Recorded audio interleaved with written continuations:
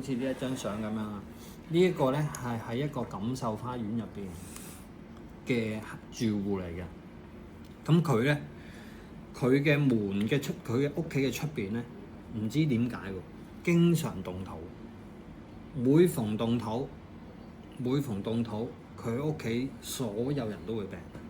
首先太太病，跟住到先生病，跟住到阿仔病，就會輪住病㗎啦。跟住去到個個都病晒之後，冇人病咯喎。動物病有陣時會去到咁樣嘅。咁跟住幫佢做咗呢個嘅躉符啊，同埋加多咗少少嘅風水調理之後咧，佢話好神奇喎。佢原本有一個頭髮冇咗嗰啲叫做咩啊？鬼剃頭。佢話好神奇喎，師傅2-3日之後，唔知點解嗰個位生翻頭髮出嚟，係真事嚟嘅呢個。哇！